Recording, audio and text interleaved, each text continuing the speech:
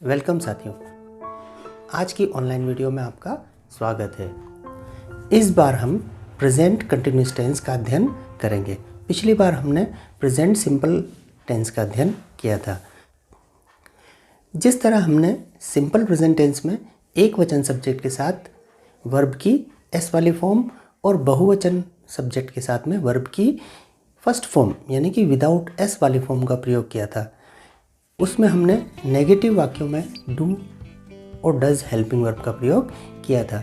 इसी तरह present continuous tense में हमारे पास 3 हेल्पिंग वर्ब होती है। ये 3 हेल्पिंग वर्ब हैं इज, एम और आर। इनका प्रयोग भी हमें सब्जेक्ट के अनुसार करना होता है। ही, शी, इट या किसी का नाम हो या एक वचन नाउन हो, उसके साथ हम इज़ का प्रयोग करेंगे। आई के साथ हम एम का प्रयोग करेंगे और यू, वी और दे या कोई बहुवचन सब्जेक्ट हो तो हम उसके साथ आर का प्रयोग करते हैं। फिर हर वर्ब के साथ हमें आईएनजी का प्रयोग करना है। इज़, एम, आर के साथ आईएनजी का प्रयोग ये बताता है कि वर्तमान में कोई भी कार्य चल रहा है और इसके हिंदी के वाक्यों के अंत में भी सामान्यतया रहा है, रही है, रहे हैं या रहा हूँ आता है।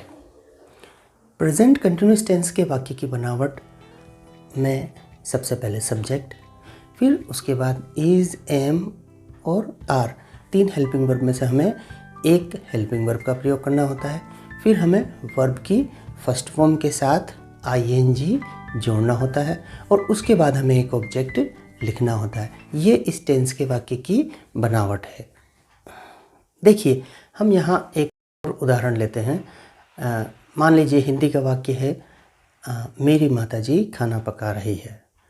अब यहाँ ये इस वाक्य का अंत रही है आपको ये बताता है कि ये वाक्य प्रेजेंट कंटिन्यूस टेंस का है।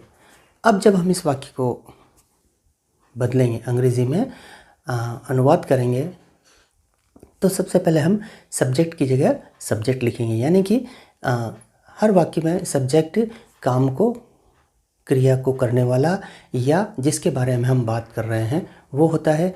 यहाँ इस वाक्य में काम को करने वाला यानी कि भोजन पकाने वाला या भोजन पकाने वाली माताजी हैं, तो इस वाक्य का सब्जेक्ट होगा माताजी। तो सबसे पहले हम लिखेंगे माई मदर।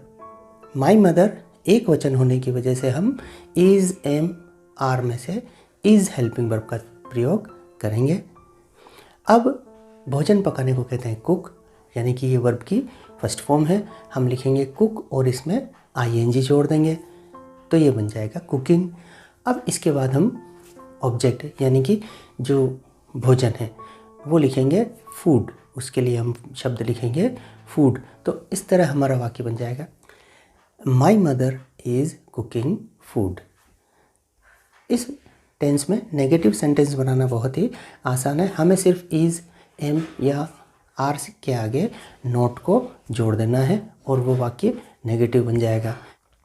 देखिए ये वाक्य देखिए, my mother is cooking food, यानी कि मेरी माताजी भोजन पका रही है। अगर मेरी माताजी भोजन नहीं पका रही है तो हम लिखेंगे my mother is not cooking food.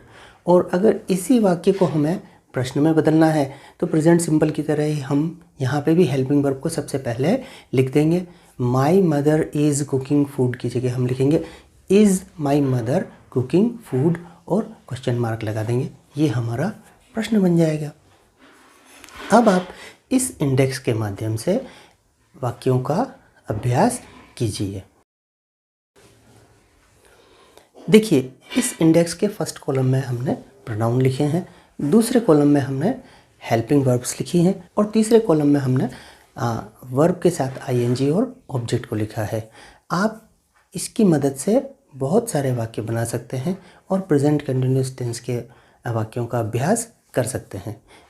देखिए, उदाहरण के तौर पे हम एक वाक्य बना के देखते हैं। ही हम फर्स्ट कॉलम में से ले रहे हैं, हेल्पिंग वर्ब हमें इज़ का प्रयोग करना है और तीसरे कॉलम में से हम लेंगे सिंगिंग ए सॉन्ग। तो इस तरह से हमारा वाक्य बन जाएगा he is singing a song.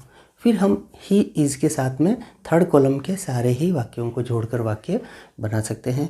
इसके बाद हम प्रोनाउन ले सकते हैं शी और उसके साथ भी हम हेल्पिंग वर्ब लेंगे इज़, और फिर थर्ड कॉलम के सारे ही वाक्यों को जोड़कर हम वाक्य बना सकते हैं। She is singing a song, इस तरह से वाक्य बन जाएगा। तो इस तरह हर सब्जेक्ट के साथ में आप वाक्य बना सकते हैं और अभ्यास कर सकते हैं। ज़्यादा से ज़्यादा अभ्यास कीजिए। आशा है आपको ये वीडियो पसंद आया होगा। देखने के लिए बहुत बहुत धन्यवाद।